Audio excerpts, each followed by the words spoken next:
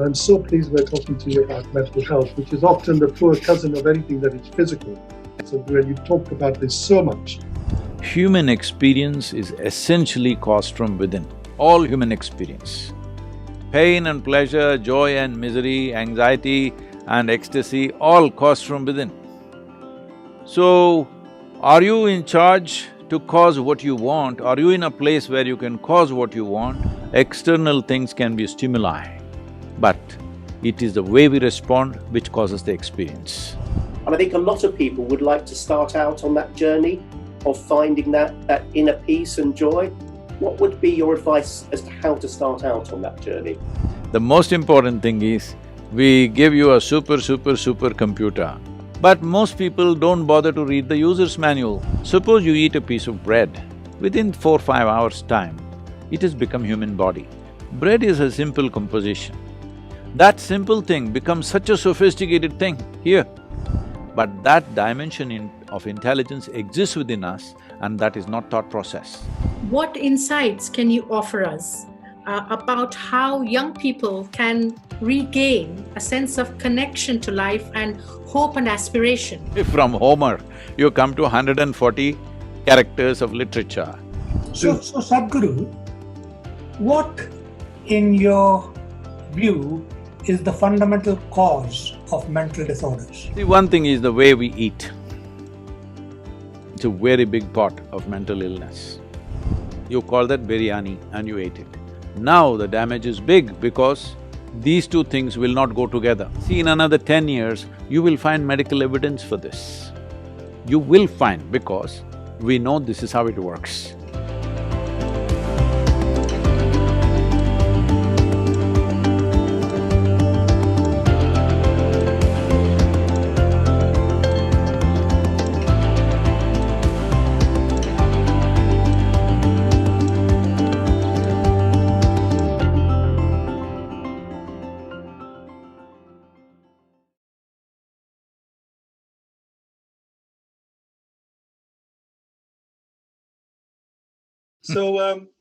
Well, it's lovely to see you again, Sadhguru. So hopefully we will have the pleasure of meeting you in person one day. And a very warm welcome to all our guests and viewers at a time when many of us are experiencing physical and mental strain from COVID-19. So firstly, a self-introduction, if I may. I know we've met before, but I'll give a brief self-introduction. I'm Professor JS Bamrah. I'm Senior UK Psychiatrist, Chair of the British Association of Physicians of Indian origin. I'm a researcher, writer, and lecturer. I'm born in Tanzania. I did my medicine at Patiala Medical College in India, and now Manchester has been my home for nearly 40 years. Now, Sadhguru, I'm going to make the analogy today of a ship. So I'm the captain of the ship. It's called the HMS Sadhguru. On board, we have Sadhguru. Don't crash it, huh? No, this is not the time. This is HMS Sadhguru is plain sailing. That's why we're all on board with you. So on board, of course, we have yourself, Sadhguru. We have the crew, Isha Foundation. And in our deluxe cabins, we have Dr. Adrian James, President of the Royal College of Psychiatrists. Professor Swaran Preet Singh, he's an academic psychiatrist. And Dr. Ananta Dave, who's child and adolescent psychiatrist. Namaskaram. I will give you a proper introduction to them afterwards. But Sadhguru, as I was saying, you'll be pleased to know that no turbulence or storms are expected. It's going to be plain sailing, and the weather is going to be absolutely fine. So let me put a context to our discourse today, and I'm so pleased we're talking to you about mental health, which is often the poor cousin of anything that is physical.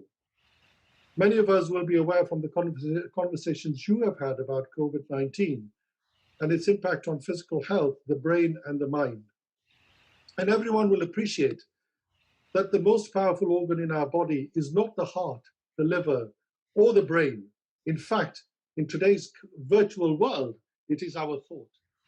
Because our thought can make us sink, it can make us fly. It can make any organ in the body malfunction. Why does one patient with cancer do better than another patient with the same cancer? Why does one patient with a heart attack fare better than another patient with a heart attack? And I want you to give you a personal illustration of an experience I had, Sadhguru, and our esteemed panelists. So when I was an intern at Patiala Medical College, I remember a 21-year-old woman presenting to the surgical department with breathlessness. After investigating her, the surgeons found nothing wrong with her. She was referred to the Department of Medicine, where she saw a very renowned physician, Professor Jolly, with whom I was interning at the time. And he decided that the cause of breathlessness was psychiatric. Well, I was a young intern. I was a bit offended. I said, well, what, this poor girl has presented with severe distress. She's breathless. And you're going to label her as mad because even I was ignorant as an intern. And she did see she saw another renowned person, Professor Gurmeet Singh, who was a renowned international psychiatrist, and he determined that the cause of breathlessness was indeed psychiatric. She had suffered long-term sexual abuse at the hand of a close relative. And so this physical illness was a manifestation of a hidden mental anguish. And so the mind is a corridor of thoughts, behaviors, and actions, as you can imagine, Sadhguru, and you've talked about this so much. Now, in relation to the impact of COVID on mental health, I've certainly seen an increase in my patients with depression, anxiety, insomnia, alcohol abuse, eating disorders, obsessive compulsive disorders, suicidal thoughts as well. There's been quite a major increase in all of these. But this, as you know, is not a local phenomenon. It's a global phenomenon. In one Canadian study that I saw, of 46,000 subjects, normal population, 24% reported that their condition had become poor or fair after COVID. 52% said their mental health had declined since physical distancing began, because as you know, physical distance unfortunately has also meant psychological distancing for many patients, many people. 88% indicated they'd experienced a symptom of anxiety in the previous 2 weeks, so a whopping nearly 90% had had anxiety in the previous 2 weeks during COVID. 64% of young people, and Ananta, you'd be interested to hear this, of youth aged 15 to 24 reported a decline in mental health.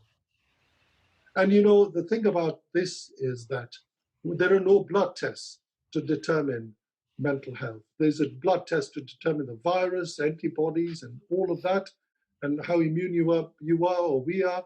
There is no litmus test for mental health problems, and there is no vaccination that will stop mental illness, which is why seminars like this and what you all have done, and Sadhguru, you've done internationally, why they are very important to address some of these issues. So now, folks, HMS Sadhguru is fully boarded. Back to my analogy, and we're ready for departure, Sadhguru.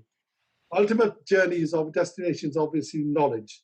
Knowledge so that people can be empowered to better understand and cope with mental distress, corona anxiety, severe depression, whatever you call it, and also help their loved ones too. But en route, we will make 3 stops. But I've made the introduction, Sadhguru. I just want to make a very brief introduction to yourself. I'm going to fail in my attempt, I know. But what have I gleaned? Well, First tell them I'm not your client. Please tell them clear that. definitely not. No, definitely. Certainly not. We're here to actually get your wisdom in all of this. And of course, my esteemed colleagues who got so much experience. So this is a sharing and caring experience for all of us. And so, you know, so what I gleaned was that obviously you're a fountain of wit and wisdom, and we are in your darbar on HMS Sadhguru to share that experience with you. Now, you've been variously described as an Indian mystic, whatever that means. You're a spiritual master, a grand yoga master, a philanthropist, and I've seen all of the stuff you've done on that, as well as the environment. So you're an environmentalist, you're a very charitable person. And as I said to you at my last seminar with you on inner engineering, I think you're a scientific spiritualist. And you will remember that I told you that I was a man of science, but of course, you know, what you do is absolutely marvelous. So, Sadhguru, I've made some introductory remarks. Before I introduced our esteemed passengers, I just wondered if there might be other words you might want to give us before we start on our journey. See, in this pandemic situation, because I think we're focusing on this aspect, well, for a whole lot of people, lives have been lost, livelihoods have been lost. Many things that they were used to are no more for a whole lot of people. But one important thing which could be causing mental distress is not the loss of these things, mainly because they have more time with themselves. They just don't know how to deal with themselves. Essentially, in many ways, I know this may be a little insulting for people who are suffering at a certain level, but when they come out of it, they can see this, that all our mental problems on one level, I'm not saying this the entirety, on one level, it's our inability to handle our own intelligence. If we had half the brain that we have, we would be fine. Even now, I think there is one extreme step of lobotomy that if you remove some part of the brain, people do become peaceful or something like that. But essentially, our inability to handle our own intelligence is the main problem. So, the time that you have upon your hands is driving people crazy. Work was driving people crazy, endless, ceaseless action was causing them madness, but now you have time on your hands. I know these are bad words to use today, you are not supposed to say crazy, you're not supposed to say mad, you're not supposed to say insane, but you know all the words, I don't have the vocabulary for various descriptions that could be there. But essentially, people do not know how to deal with themselves. They think the problem is coming from elsewhere. No, human experience is essentially caused from within, all human experience. Pain and pleasure, joy and misery, anxiety and ecstasy, all caused from within. So, are you in charge to cause what you want? Are you in a place where you can cause what you want? Or are you in some state of compulsive reaction to situations that if there is one problem, you will make 10 problems within yourself? Right now, people are predicting mental health pandemic, suicide pandemic. So what you're saying is there is a virus pandemic, it's bad enough, it's disturbed many things. Now you will multiply it within yourself and make it into 10 different problems, and then you think you have some kind of a qualification. No. You need to understand you're just multiplying one problem into many things within yourself, because human experience is your business. What happens in the world is not entirely ours. What the world throws at us is not entirely determined by us, so many things happen, all right? But what happens within us is entirely our business. As cultures, as individual people, as cultures, as societies, we have not taken charge of this.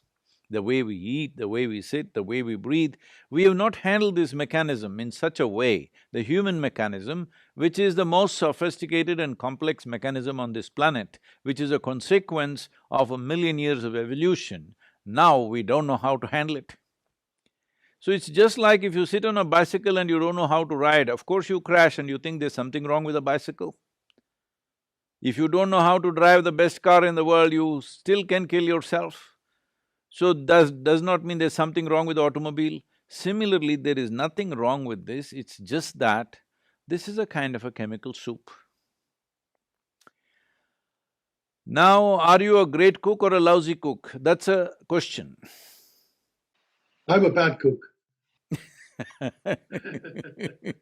No, that's not good for your profession. You should not be saying, I'm talking about this soup. I know, that soup, absolutely, the chemical soup. Well, I can see the analogy, and I can see why self-control is so important. So, this is not something that today, because there is pandemic, you can take charge of yourself. This has to become the culture from an early age. Right now, you're seeing this everywhere. Just anywhere you see, even in advertisements, the commercials that come for a few seconds, definitely in the movies, and I'm sure it is so in the television shows. How do you deal with something that you don't like? Well, if you find somebody who is weaker than you, punch their face into pulp. If you don't find anybody, punch a glass pane. If you're a little more stupid, try a wall. If you're very stupid, try a rock. break something, throw something, do something, scream, yell, obscenities. This is the way you deal with something that you don't like. You're setting a culture that I will go mad is like a kind of a qualification. What we need to understand is the line between sanity and insanity is so thin, so thin. If you push it too often, one day you will cross, you will be successful to be on the other side. Any number of people, they're going to the other side and coming back. So, people will come, as a expression, people are saying, I was with this person and he said this, I was really mad for some time and then I came back, all right? So they're saying they crossed the line and they came back. Well, if you cross the line too often, one day you won't be able to come back, then they will have to come to you or get admitted to the institutions, all these things. But a whole lot of people in every society are doing this every day. They think it's their right to cross the line and come back. If you cross the line too often, one day it may not let you back. That is very much a possibility, because life within you understands, the intelligence within you understands you want to be on the other side. This may sound like a very unfair judgment for those who are suffering mental ailments. Well, there are pathological situations, there are genetic situations, I know this, but there is a way to go beyond all that. This is why a human being is capable of being conscious. That's why we call you a being. We do not refer to any other creature on this planet as a being, because only this creature is supposed to know how to be. If you know how to be, would you be sane or insane? That's a big question. It's a very obvious answer. If you know how to be, you would be in the highest level of pleasantness, not in highest level of unpleasantness. So, this has not been taken charge of. We are treating it like some external things are causing our experience. No, external things can be stimuli, but it is the way we respond which causes the experience. It's really profound. Thank you very much. Thank you. So I'm going to introduce, so we've arrived now at Port James. And at Port James, we have Dr. Adrian James. And I'm going to give you an introduction to Adrian. Adrian is our president. He's the president for all three of us. He's the president of the Royal College of Psychiatrists. Adrian is profound in terms of his influence in psychiatry in the UK and beyond. He's founding chair of the School of Psychiatry at Peninsula Deanery. He was previously the chair of Westminster Parliamentary Liaison Committee for the Royal College of Psychiatrists, something that he did for 5 years, where he was in charge of parliamentary liaison, lobbying ministers and attending party conferences. I'm sure you had lots of fun too, but he says it was initially horrifying. The only pleasure he got was the chance meeting that he could have with his wife, Sarah Wollaston, who's also a friend of mine, who was an MP at the time. And she's a GP too. So Adrian was clinical director for mental health, dementia and neurology. He worked for NHS England Southwest, and he has chaired a number of review groups such as on care systems, cannabis, prevent and learning from deaths. He set up the Workforce Wellbeing Committee at the Royal College of Psychiatrists, and this remains his passion even during his presidentship. So Adrian would like to have a discourse with you, Sadhguru. Namaskaram. Namaskaram. Thank you for giving up your time and for giving us the benefit of your wisdom. And in my experience as a psychiatrist for 35 years, people often say, well, what's the cause of mental illness? And I guess, I think there are three causes. There are people who have terrible life experiences. We sometimes refer to them as the social determinants of mental illness. And they've been put in a situation through no fault of their own and developed an illness. As you said, Sadhguru, there are some people where it's genetically programmed into them that they will develop a mental illness. But there are issues around well-being. And as you said, that COVID has had a dramatic effect on the whole world, and it had caused terrible suffering. And but it has also given us all an opportunity to stop and think about our lives, and it's a time for renewal. And as you said, many of us we're not used to stopping and reflecting. We just carry on living the lives we've always lived, chasing things that quite often don't bring us happiness. and not actually standing back and thinking. And I would really like to hear from you about what your advice is to the majority of people who don't create that sort of time and space as you do, who are amateurs in this area, how they can use yogic thinking to renew themselves and think about what their lives are really going to be when COVID is finished. This is such an opportunity for the whole world. Adrian, if I say something which is abrasive, please pardon me, because so it's like this. I know the part of the world that you come from, human thought is considered to be the paramount thing that a man or a woman can do. As human beings can do, thought is the highest possibility. But let's look at thought. Your thought is a consequence of whatever data you have gathered through various experiences of life. Am I correct? It's like data is constantly being absorbed by our five senses, by seeing, hearing, smelling, tasting, touching. In these five major ways, we are acquiring data all the time. From this data, we are generating thought. Well, somebody may have simplistic thoughts out of it, somebody may produce permutations and combinations of whatever data they have, which looks complex and sophisticated, but essentially it is only recycling of the existing data that we have.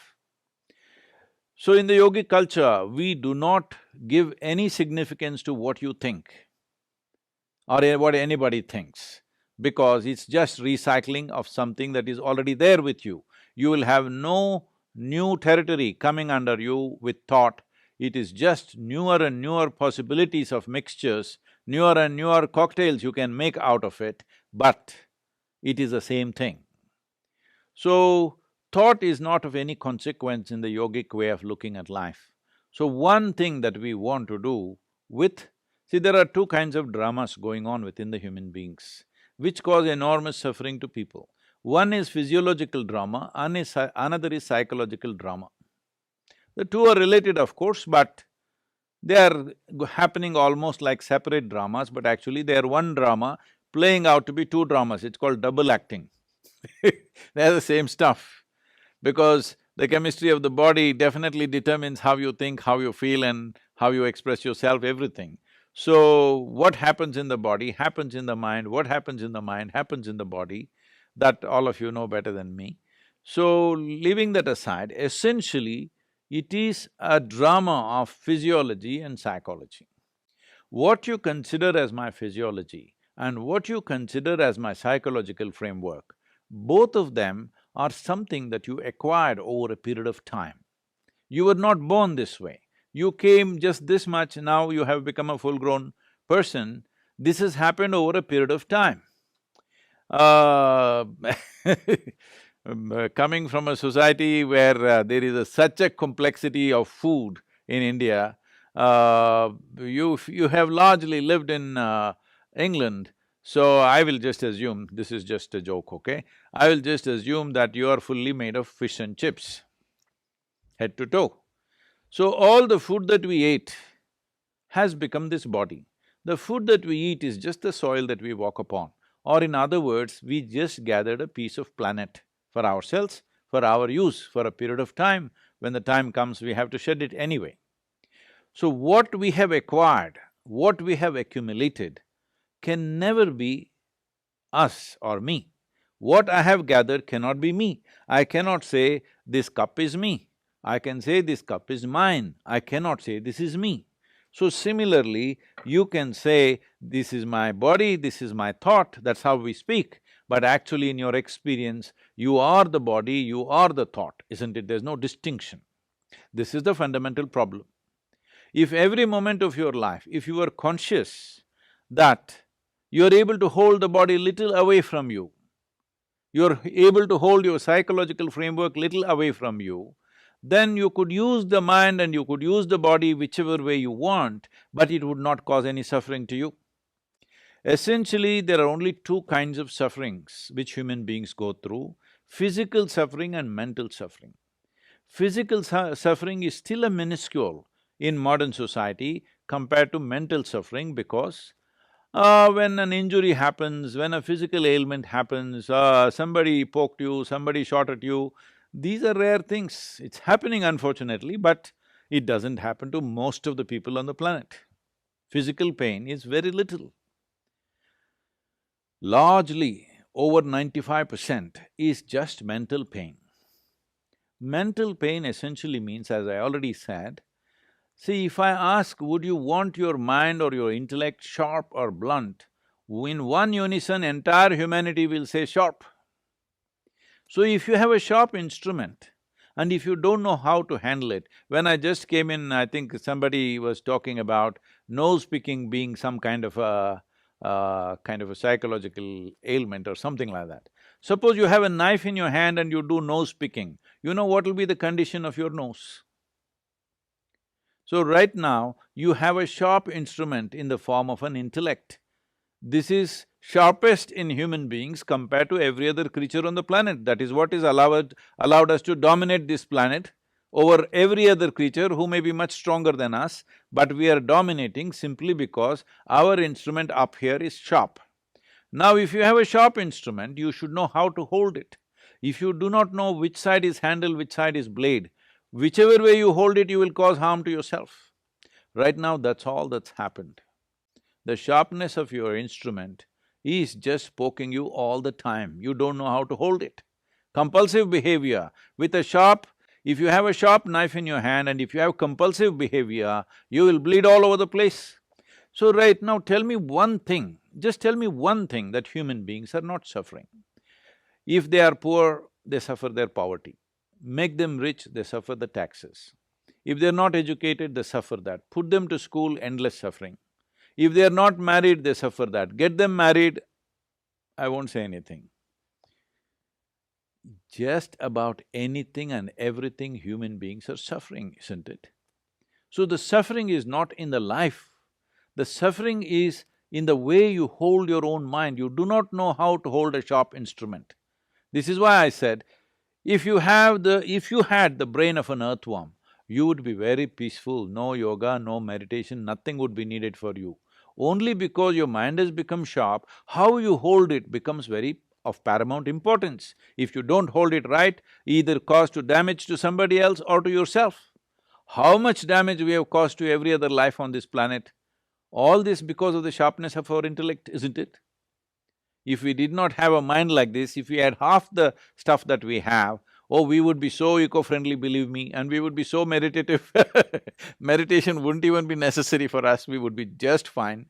So essentially, what is a tremendous potential, we have turned it into a problem because we don't know how to use it.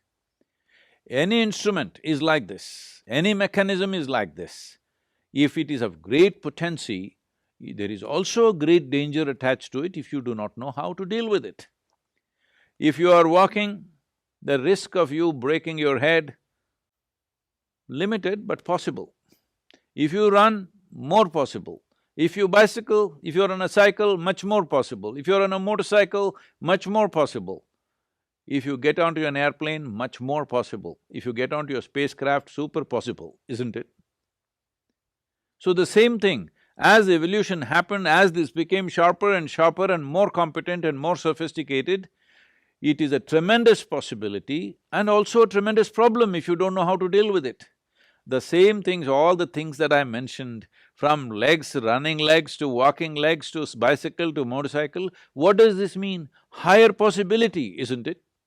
Higher and higher possibility. Higher possibility also means more complex problems if we do not know how to deal with it. We claim we are the most intelligent people or the most intelligent creature on the planet, but in my understanding of life, intelligence should be a solution. Now, intelligence is a problem, what kind of intelligence is this, I'm asking?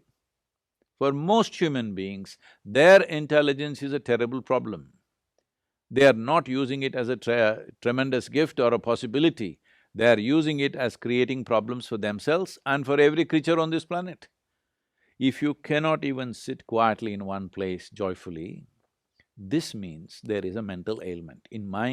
If I have to diagnose people, if you cannot sit here by yourself joyfully, this means there is a problem in your mind. Whether it will cross certain limits for my medical diagnosis or not is the next question. That needs little prompting from everybody around you, then you will get there very quickly. If people around you provoke you and prompt you, you will get there. But the important thing is, how many people today can sit quietly by themselves without reading a book, without talking to anybody, without watching the phone, without fiddling with the phone or television? How many people can simply sit joyfully, just being alive? Being alive is the greatest happening that's happening to us right now, isn't it? The greatest thing in our life is we are alive. This is the most important thing. How many people can sit here just enjoying the aliveness of who they are? No, very, very minuscule number of people are left. I was talking to a group of people in United States, a large group of people in New York City. I asked them, how many people in New York City can sit one evening without even a glass of wine peacefully? I did not even raise it to joy, peacefully. They think about it like this, like that and say, maybe about 3 to 4%. So 96% cannot sit in one place. I am using glass of wine as minimum dose. Others have graduated into many other things, that's a different matter. With little bit of outside support, most people right now, to be healthful you need chemicals, to be joyful you need chemicals, to be peaceful you need chemicals, for everything you need chemicals. Though you have the most complex chemical factory right here, you need things from outside. This means we have not even explored the full depth and dimension of what is the possibility of being human.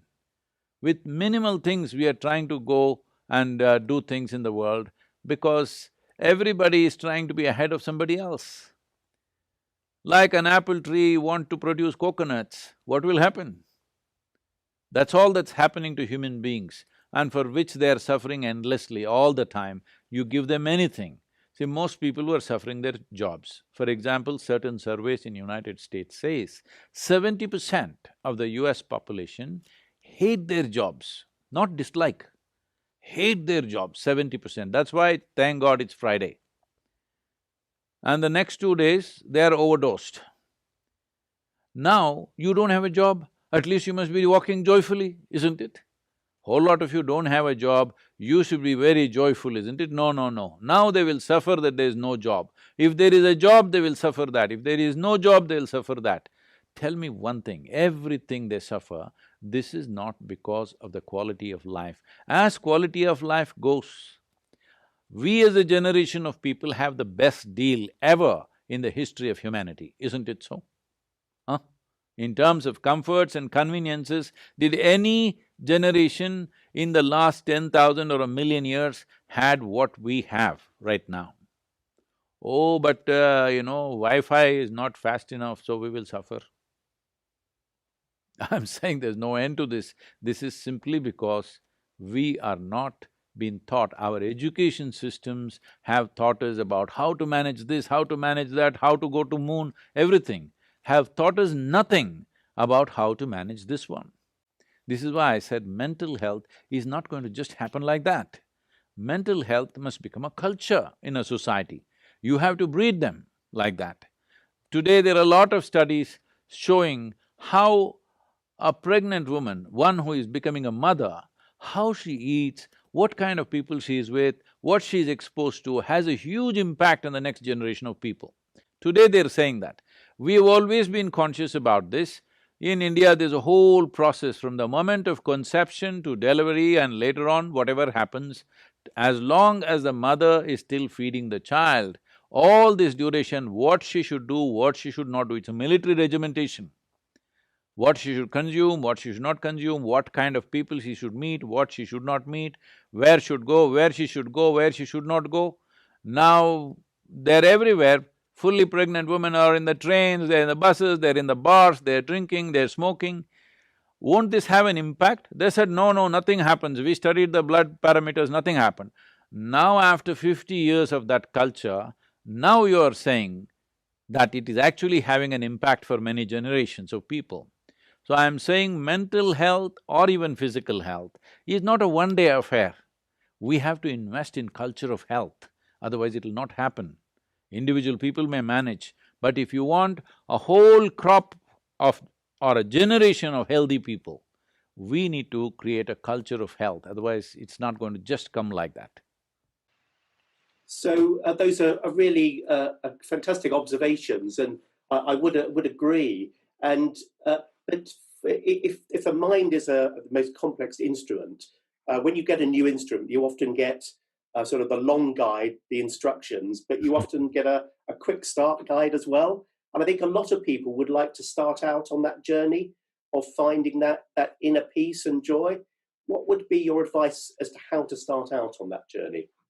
Well, you came to the point. The most important thing is, we give you a super computer, because every supercomputer you produce is just a drop out of this, all right? But most people don't bother to read the user's manual. They think they can just blunder through it somehow. And that is what you're seeing as all kinds of ailments, all kinds of struggles and sufferings that are happening in the world. So where is the user's manual? I'm trying to simplify the question. Simply the thing is, here the machine and the user's manual are written within itself. Everything is self-made because this machine created itself from inside. Was not formed from outside. From outside we just gave material. Just look at this. Suppose you eat a piece of bread, within 4-5 hours' time, it has become human body. Bread is a simple composition. That simple thing becomes such a sophisticated thing here. Human cell and what is in the bread are two different dimensions of existence, isn't it? But that simple aspect of the bread, you are making it into a human cell in just 4 to 5 hours. This is a super miracle, isn't it? Making bread into a human being is not a simple thing, but that dimension of intelligence exists within us, and that is not thought process. Thought is just a superficial veneer that we carry. Right now, the entire modern societies are completely invested in that veneer. When I say they're invested in this veneer, I've been, looking for some things, and I was talking to a prominent automobile maker who also now owns your JLR, you know.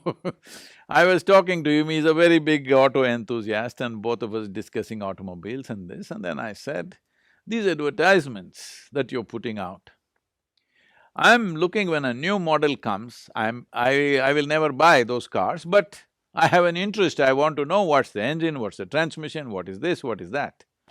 But wherever you look in any advertisement, it talks about the stereo system, the leather, the stitch and the glove compartment. Nowhere is there a mention of engine. They don't care, people don't care whether there's an engine or not in the automobile anymore. They want to know what is the paint work. You just start any YouTube video about any automobile, the guy is talking about the paint work, the mirror, the reflector, this one, that one, stereo system. This is what he's talking about. Unfortunately, that's what we have become. Our thought is just a surface, it's a paint work. We can look good if we have certain sophistication of thought. It doesn't take us anywhere. Thank you, Sadhguru. I'm going to pass back to JS and say thank you for your wisdom and your thinking. Thank you, Adrian. Yeah, we're still on course, which is wonderful, Sadhguru, and I'm still thinking about this thought thing. It's in my thought process. Don't worry. So our next destination is Port Ananta, and we've just arrived there. And I'm going to give you a little introduction to my eminent colleague. So Dr. Ananta Dave is medical director at NHS Trust. She's a child and adolescent psychiatrist, and she's a fellow of the Royal College of Psychiatrists. She was awarded a Churchill Fellowship in 2019 when she traveled to the US to learn more about doctors' suicides. And that interest has taken her to become the trustee of a very good charity called Doctors in Distress, which tries to improve the mental health and well-being in doctors, because as you can imagine, doctors are not immune from this at all. She has a number of accolades. She's an avid undergraduate and postgraduate teacher, and she holds a master's degree in medical ethics and law. She is the first female president of British Indian Psychiatric Association, and she has co-authored and chaired a report on the impact of COVID-19 on BAME people for the Royal College of Psychiatrists. So, Ananta, I'm going to ask you to have your discourse, please, with Sadhguru. Thank you, JS, for that very generous introduction. And namaskaram, Sadhguru Garu. It is a real... Oh, Telugu ma meeru? Aunandi. Sir. So it's a real privilege and honor to be able to have this conversation with you today and along with my colleagues. And I've been fascinated by what's happened so far, and I'm really looking forward to the rest of the session. I mean, a couple of thoughts just on what's been discussed so far. And while you've put it in a very articulate way about how we've not really used the main instrument that we've been given, the engine of our lives, in a very useful way. One of the things that I find about the pandemic, and I've worked in both India before, and in the UK as well, and just having observed how things are, one of the perhaps the positive fallouts of what has been a very devastating pandemic is that people perhaps are more willing or less afraid to express their vulnerability. They're at least able to say, look, I'm not quite sure what I'm doing, and maybe I need to restart and reset. And I think that's a positive thing. I think that being able to show that rather than sort of trying to pretend everything is okay and that you're, master of everything is something positive, I think. So that's something that I wanted to share. And the other thing I wanted to say before I asked my question is, you talked about, how people might think of themselves as mentally ill, or how after a particular point is crossed, that anybody can actually reach that state. But over the years, I've seen that there are many people in the world who suffer from mental illnesses where that has not been recognized, and the stigma and the secrecy that surrounds mental illness has actually devastated lives. And I think it is good, although we are not there completely, it's good that that is being validated, the distress, the mental distress, whether it is at the pre-pathological stage or whether it is at the stage where it reaches the diagnosis of mental illness. I think that more and more of that is being validated, which I think is positive. So these are some of my observations based on what you've said. Now, being a child and adolescent psychiatrist, my question to you, or the thing that I was interested in is discussing a bit more about the effect of the pandemic on children and young people. My experience is more in the UK because that's where I've been for the last 25 years. But I think this holds true to children and young people around the world, is that the different groups of people have had the pandemic impact them in different ways. But for children and young people, when they're at a very crucial period of their development, their emotional, cognitive development, their independence, the pandemic has really made them sort of have to rethink about perhaps, their perspective on life or the way they are developing. So whether it is the fact that they've had to stop their interactions with peers, education came to a standstill, that the social media being the main medium by which they interact with peers, or whether it is seeing grief and loss amidst them, although they themselves might not become seriously ill with COVID. They've seen their parents, grandparents, their loved ones dying with COVID. In the UK, we know that in terms of unemployment, it is the 16 to 24-year age group which has been the most heavily affected. We know that in the UK, compared to in all the countries in Europe, for example, the level of stress and anxiety felt by young people is very high. So clearly there has been a particular impact on children and young people. And what I wanted to ask you was, what insights can you offer us about how young people can regain a sense of connection to life and hope and aspiration amidst all the suffering and the stalling of things that they have taken for granted and are normal? Thank you. Now, when you say a child or a youth, what it is supposed to mean fundamentally is they're still unformed in some way.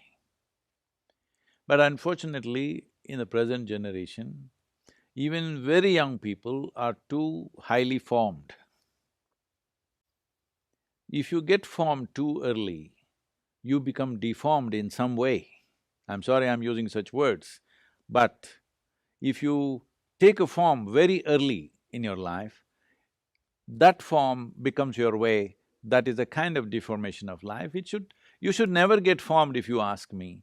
You must continue to evolve and, reinvent yourself all the time. But these days, because of the level of communication and exposure that they have very early on, the kind of exposure that we would get when we were 25, today a 10-year-old boy or girl is getting that level of exposure, all right, to almost everything. So because of that, very early on they're forming themselves into personalities, strong personalities, which will definitely bring various kinds of problems, pandemic or no pandemic. Pandemic is exposing that. About, your work involves about doctor suicide and things, I was just amazed. About 2 years ago or 3 years ago, I was at the Yale Medical University, and they were telling me the numbers. I don't remember the numbers. In that calendar year, how many medical students commit suicide in United States? It is shocking.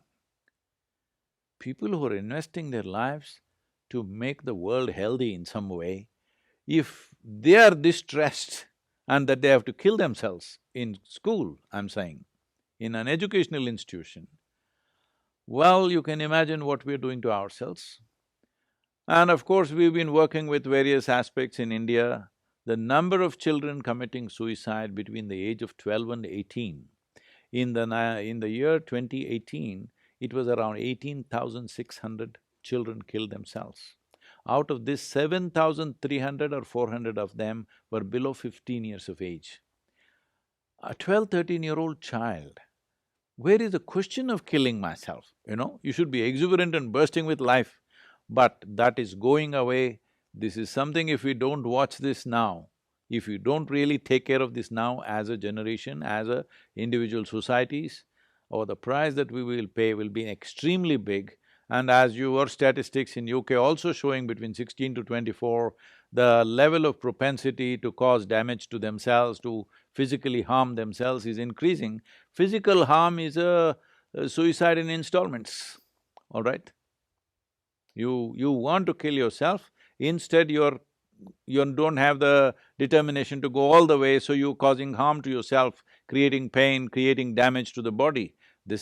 You're trying to do it in installments.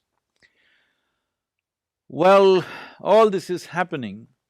I feel it's not pandemic. I strongly see that it is not the pandemic which is causing this mental distress. Pandemic is exposing people. Change in situations is exposing. But if you look at the mental pandemic, I know you said it in eloquent words of how it's causing suffering. If unfortunately over 1 million people have lost their lives, many have lost their dear ones, many have lost livelihoods. Yes, all these things are things to be compassionate about. But we must understand, compared to what previous generations have faced.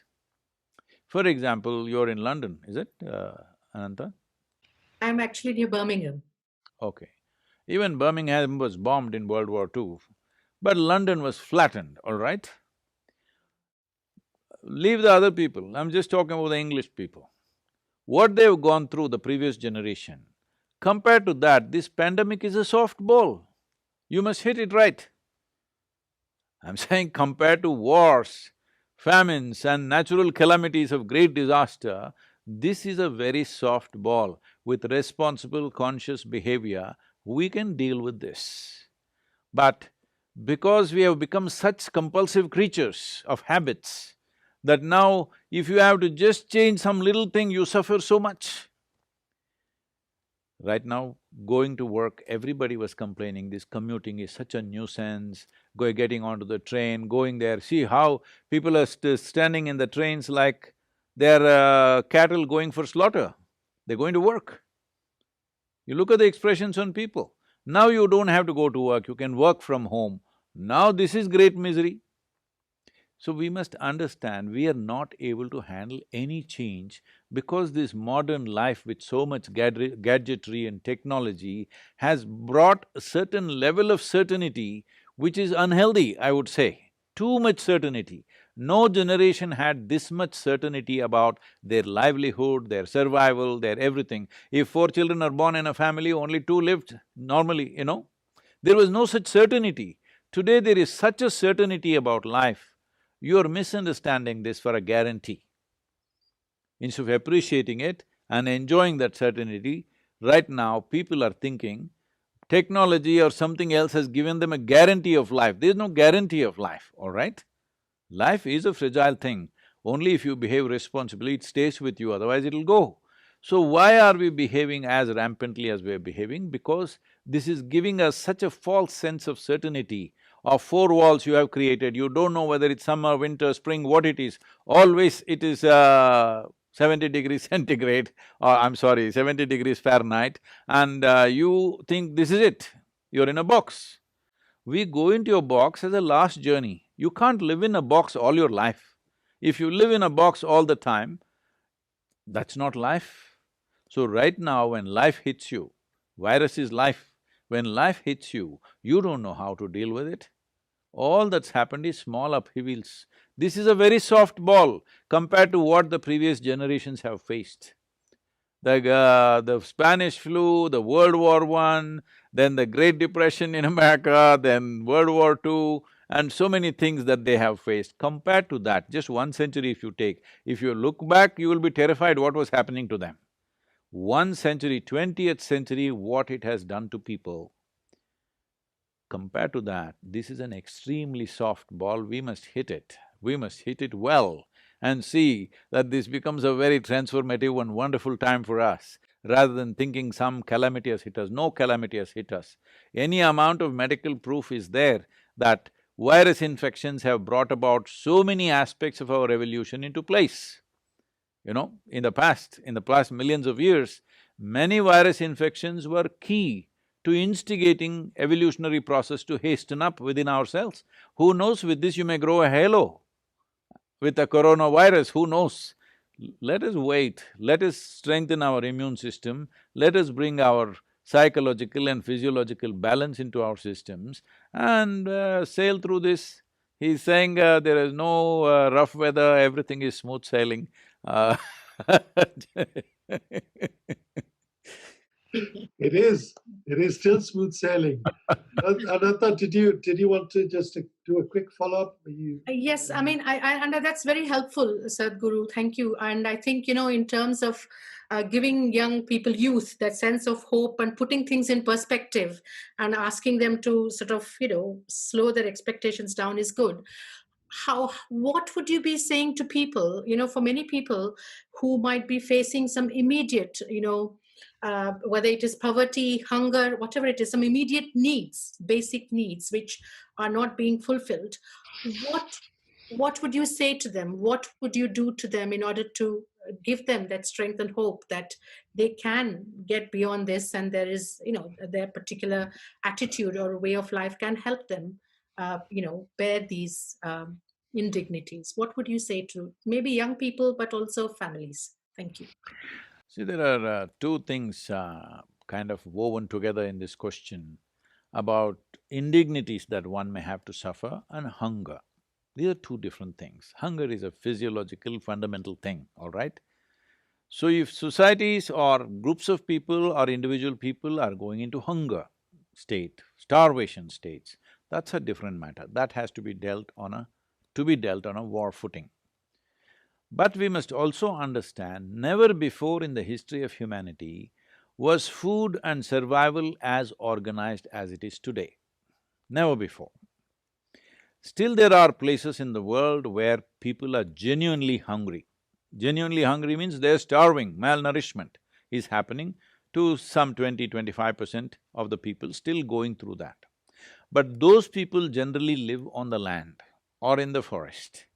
So their lives have not changed in any way because of the pandemic, okay?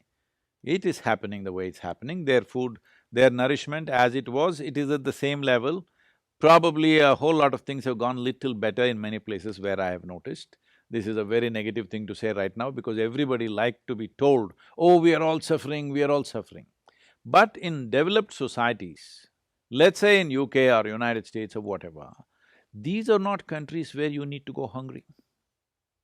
If you're going hungry because you have specific choices as to how your stomach should get full, all right? You are going… See, right now, people are begging on the street. At least they're honest these days in America, at least they're honest. They say, give me $2, I need a beer.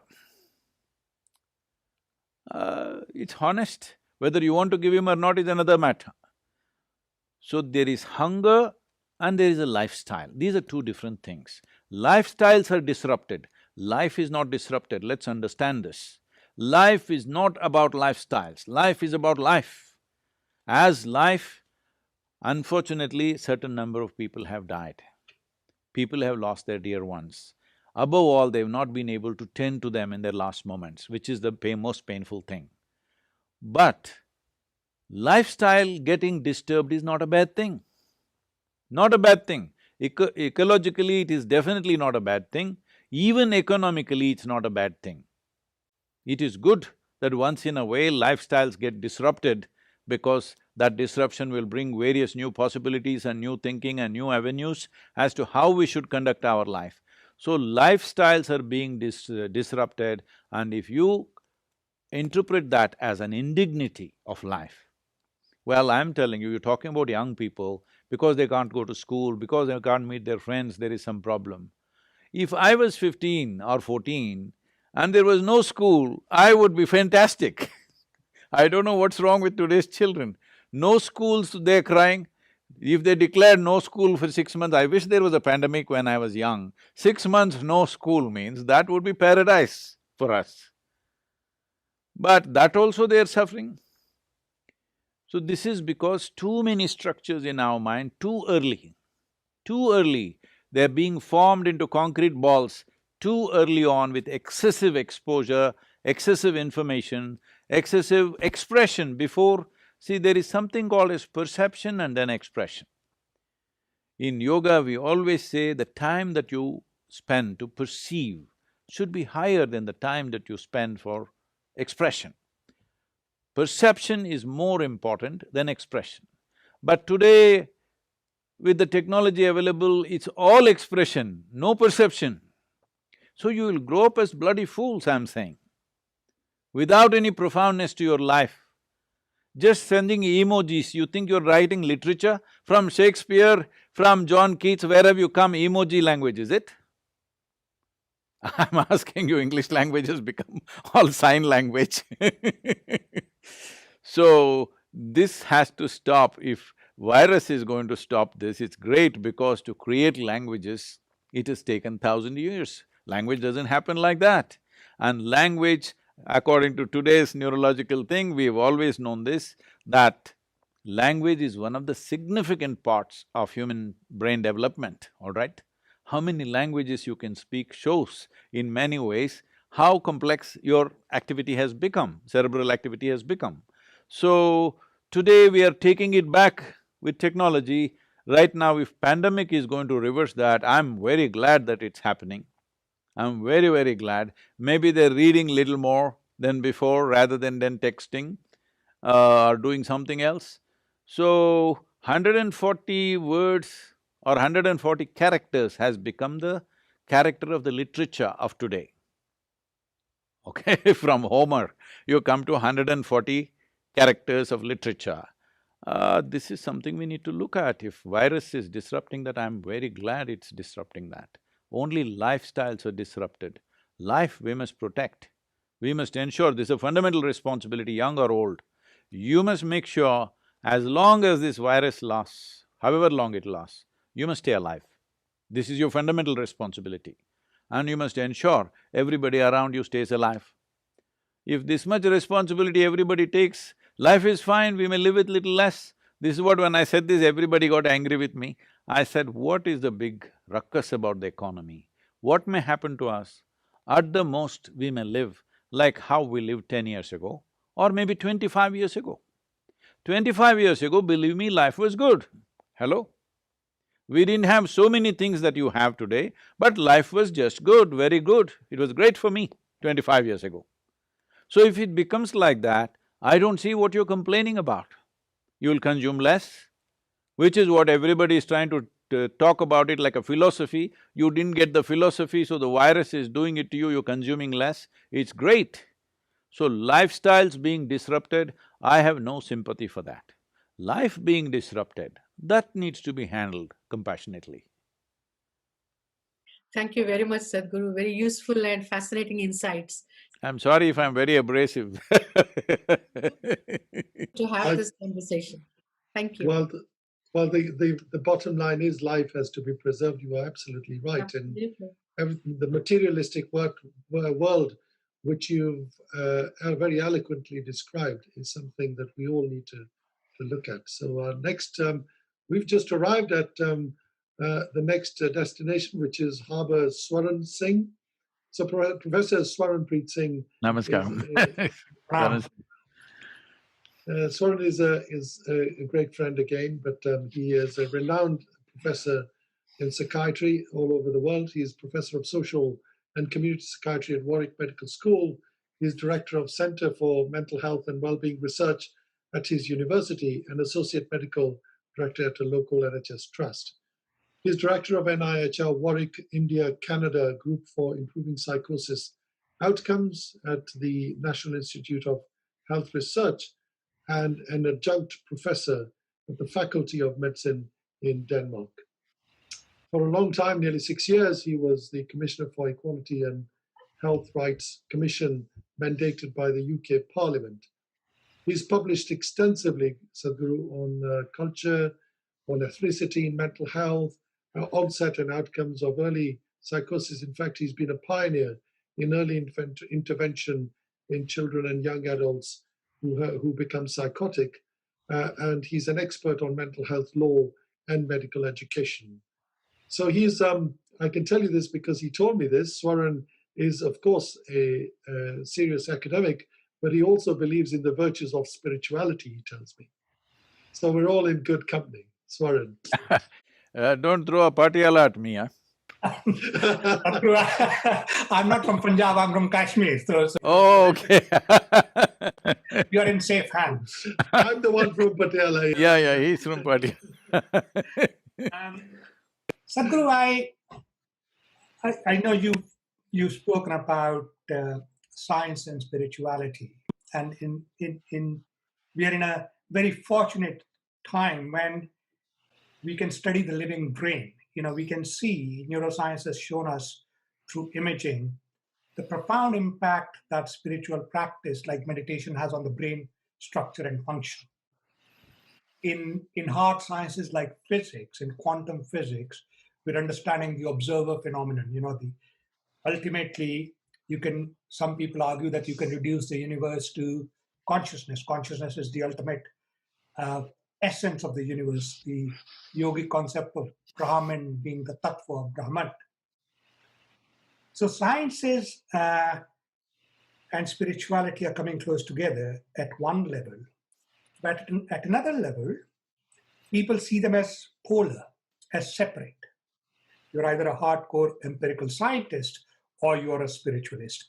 Where I see it, or where we see it at that conflict, is with people who suffer from serious mental illnesses. Now, I've heard you describe mental illness as a product of not being able to be the observer, detached from mental phenomena. That is true. But once somebody is seriously mentally ill, they need biomedical care, including medication. What we find all around the world is people with serious mental illnesses sometimes seeking only spiritual care and then ending up not treated for their serious mental disorders. And we know that in serious mental disorders like schizophrenia, the earlier you treat someone, the better are the chances of subsequent recovery. So, with your broad understanding of both science and spirituality, and I presume you see that they are just two different ways of looking at the same thing, what could leaders like you do to help people with serious mental illnesses seek the treatment that they so badly need, so that it doesn't become, it's either spirituality or biomedical care? The problem with people is whatever they touch, they get stuck to that. What I mean by that is, whatever they get involved with, they get identified with it. You become a scientific researcher or you become a spiritualist or something else. What is needed is an open-ended approach to life. Right now, you need some support in the form of maybe a conducive atmosphere or maybe chemical support from outside, whatever else you may need, therapies and stuff. If you don't do that, it is just like a child is anyway going to become a man or a woman. But will it just happen if you just throw him on the street? You have to put him through his paces for him to become a reasonable man or a woman, isn't it? You have to take those steps. So as a child is born, anyway, it's like anything else, you just throw it there in the… See, if you take a seed and throw it in the soil is good, it will just grow, largely.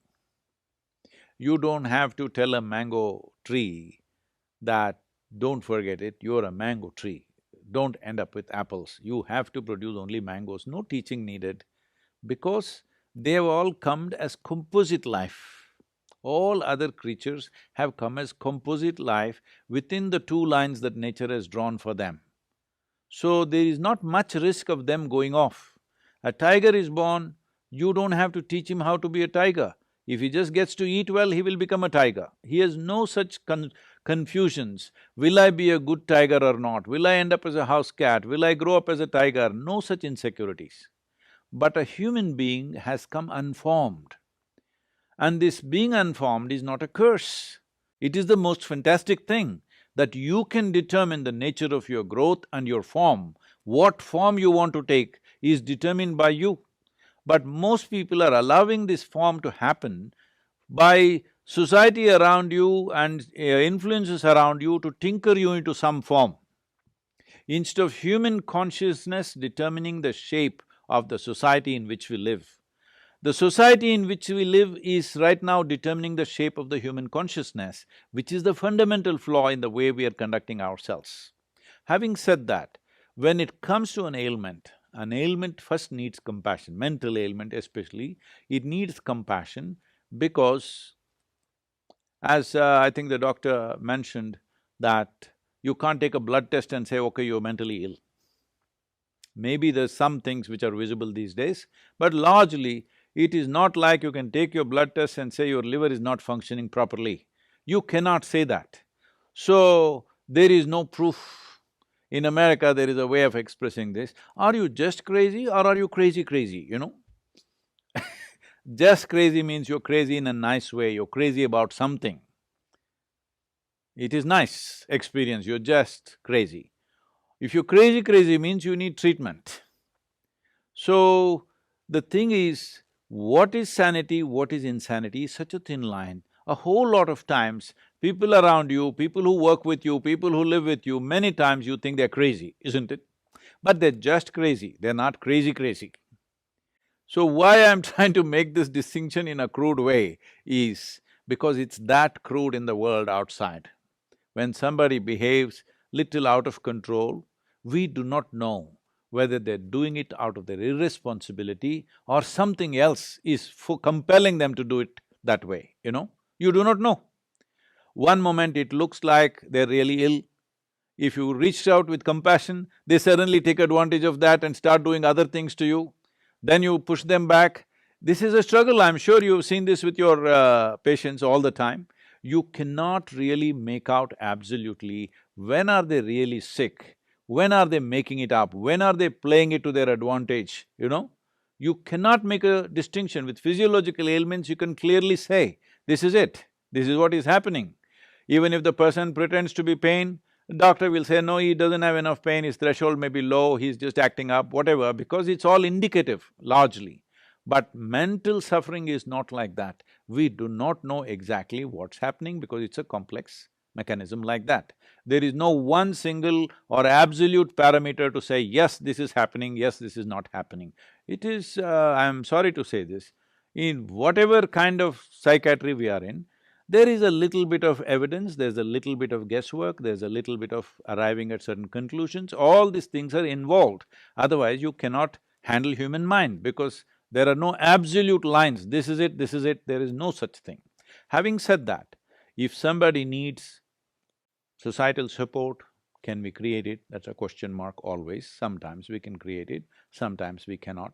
A whole lot of them would come out with proper loving nurture around them, whole lot of them. But that nurture is not practical most of the time, because when a person behaves irresponsibly or rather unreasonably, how many people around them are sane enough to provide a very loving nurture? They will also go crazy. If this person behaves in unreasonable ways, they will also start responding in unreasonable ways because they are not very far away from this person. They also, with small provocations, are capable of going into the same states. So where do you find that ideal society which will nurture them like that? Very, very hard. We have tried a lot with a whole lot of them in our yoga center, but even in the yoga center, though everybody is committed to making this happen, when somebody becomes beyond certain reason, you know, their behavior becomes beyond reasonable situations, they start creating scenes and throwing things around, then everybody starts reacting, Sadhguru, do we need to take care of this person? Not possible for us. It comes up at some point because everybody gets tired of it somewhere. So then medication becomes absolutely necessary when we are not able to do it by talking to them, by creating a nurturing atmosphere, you're not able to do it. Obviously, it's medication, not meditation. I'm talking about medication, your arena. It has to be by medication, because without chemical influence, you are not able to correct their whatever is happening within them. Not that everything gets fixed, but at least it gets controlled. When it gets controlled, reasonably controlled, then we can teach them methods. But the biggest problem that I have seen with people with psychological imbalances is getting them to commit to do it. They will develop such a resistance for something that's good for them. To make them take the medicine is a huge challenge.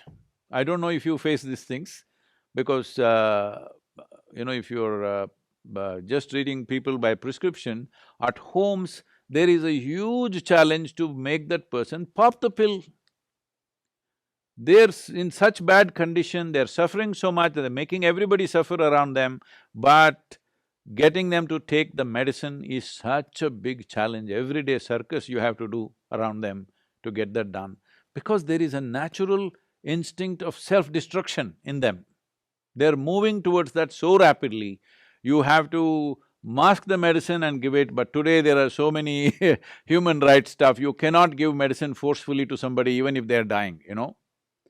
There are all these issues are there in the society, but I have seen so many people, the moment they get to a certain level of psychological imbalance, there is a kind of a superiority kind of thing within themselves, that they think they're better than everybody, they think the whole world is crazy, they don't want to take the medicine, they openly say, you take medicine, you are the one who needs it. Well, it's tough. Because there is no absolute measures that this is that, there is no absolute measure. So where does something come in? Where does spirituality come in? It depends how you describe or define spirituality. Spiritual process is not one aspect of life. Spiritual process includes psychiatry, includes psychological therapy. Spiritual process includes chemistry also, but we are looking at chemistry as managing from within. In India, spiritual process and Ayurveda always connected. They never separated the two, because if you look back at the Ayurvedic doctors of the past, not today, they're coming from the 4 years or 5 years of college. But otherwise, if you look back at the Ayurvedic and Siddha Vaidya people, they were all considered as Siddhas, they're sages. They are both spiritual and they're doing medical part of it on one side. So, we never separated human well-being that it can be treated in a compartment. We always saw it has to be treated on all levels. If you do not address it on all levels, there will be no results. It is this addressing my way or your way has come up because what we are involved with, unfortunately, we are getting identified with it, which is a wrong way to approach. So may I just ask a follow-up question here? So Sadhguru, what in your view is the fundamental cause of mental disorders? If you're asking for one cause… Well, it could be many. There are too many. If you want me to list it a little bit, I can't list all of them. See, one thing is the way we eat. It's a very big part of mental illness. The way we're ingesting chemicals and hormones today unconsciously at various levels is a serious part of mental illnesses of this generation. How we ingest, how we take food in. This may sound little far-fetched for UK, but please listen to me carefully. We look at life like this. You are who you are as a person. You are who you are because of the parentage that you had, the schools that you went to, the education that you had, now the exposure that you have in your life. That's why you have become this kind of a person, isn't it? It's all many things receiving. So all the times you're receiving, what you're receiving is not just information and thought. Life receives in so many levels. On the energetic level, it receives. So in India, we see that anywhere if you want to receive something, first thing is you cross your legs, all right? Right now I'm sitting that way, it may not be visible to you. But first thing is cross your legs because we don't want to receive from the lower part of our body. We want to receive… anything positive means we want to receive from the upper part of our body. So if you go to some place where we think it's energetically strong, first thing is we cross our legs and keep our hands open because we want to receive from the dimensions which represent… in the yogic physiology, it's like this.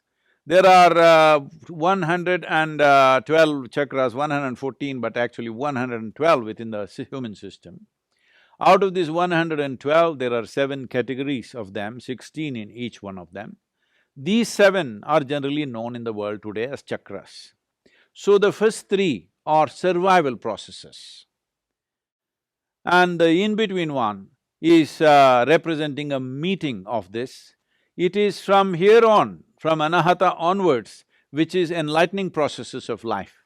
That dimension of life may not open up for most human beings, but at the same time, though there is no specific practice or intention within them, just by education, just by focus, just by attitude, you might have become, every human being is evolving themselves at their own pace.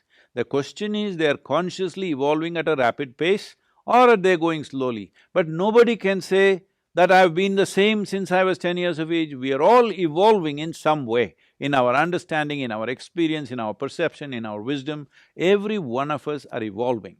But spirituality, what it means is, because we understand we are mortal in nature and our time is very limited, we want to evolve as fast as we can. Everywhere in the world, in every language, many sayings are there like this, to suggest that wisdom comes only in old age. Isn't that a terrible waste of wisdom and life? Wisdom should happen at the earliest part of your life. That is when you can really enjoy your life, that is when you can create a wonderful life. Wisdom happened just 3 days before you died. What is the point of this wisdom? Maybe it's still useful, I'm not saying it is not useful, but it would be far more useful, it came when you were 20 years of age, you became wise. Oh, you would build a fantastic life, isn't it? So in that sense, It is important you receive certain things in certain ways. Food is considered very basic level of reception. How we receive food, what we receive is very important. Today, what are we receiving? Right now, as you see societies get more and more affluent, they start eating worse and worse food. What a rural person in India would not touch, very sophisticated cities are eating that kind of food. When I say that kind of food, almost anything that Western societies are using today are a minimum 30 to 60 days old. In yoga, their food is classified as sattva, rajas and tamas. Tamas means inertia. If you eat anything which has tamas, inertia will come in your system. Inertia does not mean you just become lazy. Inertia means certain things slow down. Certain things means essentially regeneration of the system slows down. Today you know that neuronal regeneration is one of the most important aspect of keeping your brain reasonably functional throughout your life. The practices, the simple practices that we are teaching as a part of inner engineering program, now studies have been done by various universities in US. Now they've set up the Beth Israel Medical Center with the Harvard, in the Harvard Medical School, has set up a center called Sadhguru Center for Conscious Planet. The idea is consciousness, cognition and compassion. Because cognition is not the same from person to person. Why is it so? There are various aspects to it. Now that I'm talking about food, if you're consuming foods which are tamasic or causes inertia in the general function of your system, in the energetic process of who you are, then you will see cognition levels slowly will go down over a period of time. And to instigate that, because everybody understands this is why they're drinking cups and cups of Coca-Cola or coffee or alcohol or something else, because they know they need to balance that. So this kind of balance is a very rudimentary way of balancing your system, that you're putting wrong things and then you're trying to correct it with right things. The highest number of antacids in the world, nearly 60% of the world's antacids are sold in America, the most affluent population on the planet. This means they have a whole choice of nourishment. They can eat the best food, but no, they will eat the worst food, because commercial forces will decide what you eat. You cannot eat consciously anymore what you want to eat. Just I'm saying, if everything becomes fresh food, in the yogic culture, if you cook something, the maximum time in which you can eat it is 1.5 hours, 90 minutes. Before that, you should have eaten the food. After that, we won't touch the food because it has started gathering tamas, inertia will begin to happen. If you want to experiment, you can experiment, eat something very fresh for 1 week, eat something which is processed and kept for 1 month, 2 months and then eat it, you will see the level of alertness in the system, you will notice it in your experience. But it is happening at the cellular level, it is happening in terms of, we call this ojas, there is no English word for that. If you create sufficient ojas, which is a non-physical dimension of energy, if every cell in your body is wrapped in this, believe me, your aging process is will not progress. Your cellular age will almost remain stagnant for a long period of time. Some of the tests they have done on me and they are saying that my cellular age is 25. Well, I still am like 25, I'm maintaining the same level of activity, I'm maintaining the same weight, same everything. This is not some miracle. Every human being is capable of this with some simple attention to fundamental things. Going further in terms of food, there is something called as viruddha ahara. That means, if you eat one thing and put another thing which works opposite to that, then in your system there is a war. You know, digestive process is largely between acids and alkalines and all this stuff. So if you put things like this, mixed up together, right now, because the British have taken a lot to the Indian food, I see Indian curry and Indian restaurants doing very well out there. For example, you eat meat which is fatty. If you eat it by itself, it may not cause that much damage. but you ate that with rice and ghee. You call that biryani and you ate it. Now the damage is big because these two things will not go together.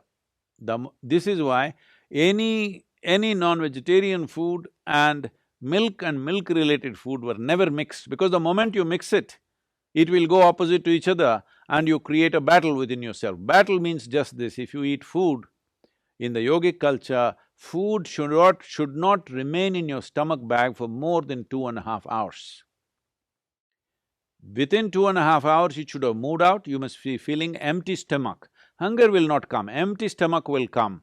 And that is good. We want our stomach to be always empty, because in an empty stomach, everything works well. And the colon health is something that's completely neglected today. If you do not keep your colon clean, keeping your mind in a balanced state is very, very difficult. So in Ayurveda and Siddha, first thing, if you say anything, you are having sleepless nights, you are having disturbed something, mild, any kind of psychological problems, first thing is purging.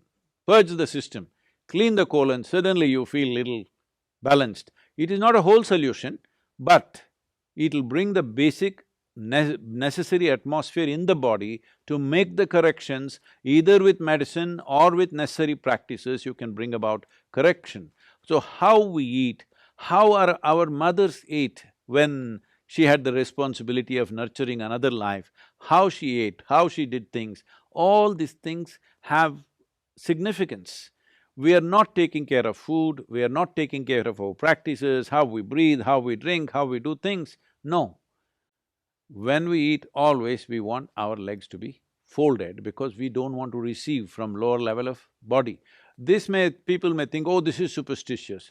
Well, what you think is superstition, believe me, now that we have this research center going, we'll focus on these things. You will see in another 10 years, you will find medical evidence for this. You will find, because we know this is how it works. This nobody can dispute, because we know from experience this is how it works.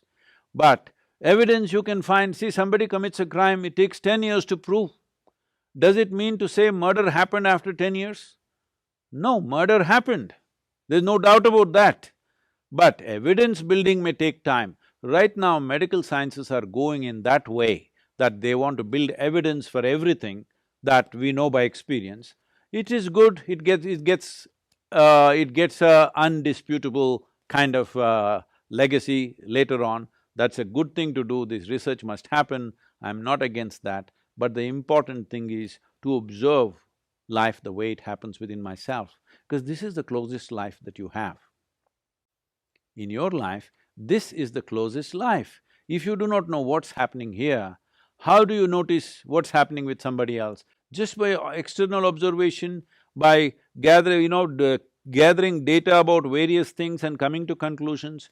That may work sometimes, but a whole lot of time it does not work, because that's not how a human being is made. You cannot add up lungs, liver, kidney, spleen and make a human being. You cannot add up all these things and make a person either. Well, you can get one rough picture, with that you can do treatments and works. But there is no question, there is relevance to every dimension of life. How do we apply this to a person who is suffering right now? That needs a compassionate approach, not a standard approach, my way or your way. It's a very silly way to go at it, that this is the only way it can be done, because that's not how human beings are. Something very simple, I'm telling you, children especially with lot of mental ailments, I look at them and they say they don't need any yoga, nothing, he's not going to do yoga, nothing. Put him into swimming classes, put him into tennis classes, send him trekking in the mountains. Within 6 months, they're doing fine, you know.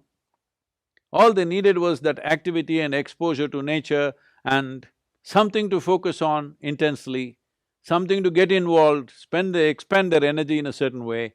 This is all they needed. But instead of that, if we put them on medication at that time, that may become a lifelong problem. So, taking a judicious action, there is no perfect action. Nobody has perfect action anywhere. A judicious action of what could be maximum right rather than wrong, more right than wrong is all you can do. I don't think anybody has an absolute right about mental conditions that people are in. Sadhguru, thank you very much.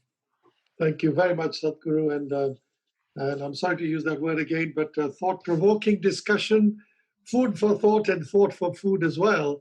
And really quite interesting. And of course, mental disorder, serious mental disorder, which is of course where… There are various kinds of disorders which are celebrated, because you asked the question about spirituality. There are various kinds of disorders which are held as sacrosanct and celebrated in the world. This happened in a mental asylum in United States. A bishop came there and he was giving a lecture. A room full of, inmates of the asylum, not a single one was paying attention, they were all busy with their own things, picking nose, picking ears, picking whatever they wanted to. Only one guy in the front row was, without blinking an eyelid, he was just watching and listening intensely. Towards the end of the talk, that guy who was watching the bishop closely and listening to every word, he called the doctor who was in attendance and whispered something to him. Then the session got over, they all left. Then the bishop had a hard time speaking for 1 hour to a group of people who not one is paying attention except one person. Then he was interested and he asked the doctor, "What? That guy was the only one who was listening to me, what did he say?" So the doctor said, he asked, "How come he is out and I am in?"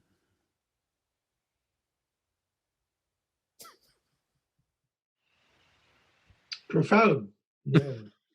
But of course, Sadhguru, of course, what you said earlier is very important, that one approach isn't what helps, it's a combination of approaches, and people who have serious mental disorders, of course, that commonality of approach in various ways, medication, meditation, and proper societal support, and themselves taking ownership of what they eat, what they drink, and the drugs that they take, all of that is really important. So really profound. Above all, as a generation of doctors, all of you, I know it's not just in the hands of you 4 people or 100 people that are there, but as a generation of people, we should strive to create a culture of health, which includes physiological and psychological health. That is not going to happen overnight. We have to strive for that. The way we eat, the way we sit, the way we stand, the way we breathe, all these things need to be looked at. This is what the yogic system is about, that if you take care of all these things, definitely you will be healthy, both physiologically and psychologically. But that is not just… cannot be done just as individual level, it can be done easily, but cannot be done to the entire society or to the world just like that. It may take a couple of generations to bring that. That is why I see this pandemic as a possibility. At least with this little bit of outside threat, people may turn inward and look, what am I doing with myself? Indeed, that's such a profound thing to say, so thank you very much. And obviously, as captain of your ship, I took the privilege of inviting my wife Jaswinder again, because I thought that it's very important that she comes and she's able to say… Captains who is so distracted can crash the ship. I'm glad you did not. Namaskaram, namaskaram to you, both of you. In the safe hands of all of you, Sadhguru, and I'm very grateful to you for taking time out. Of course, on a Sunday, I'm very grateful also to my colleagues, Adrian, Ananta and Swaran, who've engaged in this discussion. I hope we can discuss this again. I think there's lots of scope to take this further. And, I know there is a rampant pandemic situation in UK. All of you stay safe and healthy, and a lot of people's lives depend on you, so please stay well yourselves. Thank you very much. Chala santosham. Thank you very much. Thank you.